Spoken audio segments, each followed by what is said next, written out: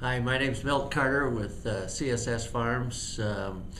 We are a major chip grower in the state of Texas, and we were one of the earliest and biggest victims of the zebra chip disease problem. Lost tremendous amounts of money in 2007. Fortunately, the SCRI program was put together, and we were able to figure out what was the pathogen that was causing the disease and what was the vector, and so we made a lot of progress. Unfortunately, in the beginning, we only had a couple chemicals that could be used to control psyllids effectively, and now over the last couple years there's been the introduction of several new chemicals that should be labeled within the next year. But we definitely need more research to figure out the efficacy of those chemicals, but more importantly, how they fit in a season-long control strategy. One of the things we know we need to do is to worry about resistance management, because some of the initial chemicals used for psyllid control are already showing some resistance. So we need work on how you put these various chemicals together into a season-long control that's effective in terms of controlling psyllids, reducing zebra chip damage on the tubers, and avoiding resistance.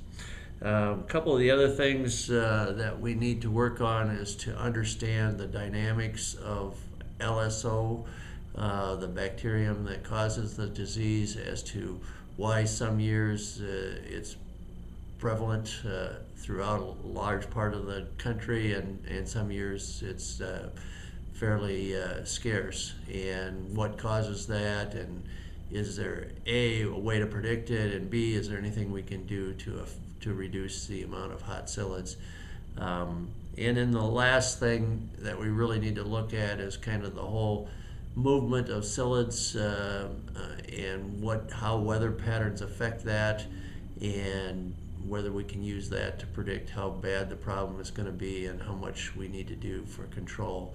One of the issues we have is that psyllids migrate north across the border from Mexico, and so cooperation between the United States and Mexico is also pretty important, especially on the whole issue of resistance management, and also kind of movement of psyllids and kind of early warning system for problems. There are two other issues that definitely need more research, one of which is the importance of seed-borne inoculum.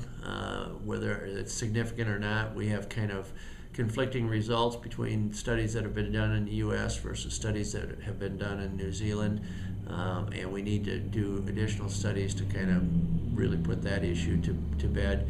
And then finally, the long-run solution is to find varieties that are less susceptible or resistant to LSO and or that psyllids don't like for one reason or another. So we need to continue the emphasis on breeding, conventional breeding to find solutions, as well as use of genetic modification to come up with varieties that are resistant. So, we've come a long ways relative to the early days when we were really getting killed every year with psyllids, but the problem is still very much here, and we're developing new issues that we need to deal with all the time.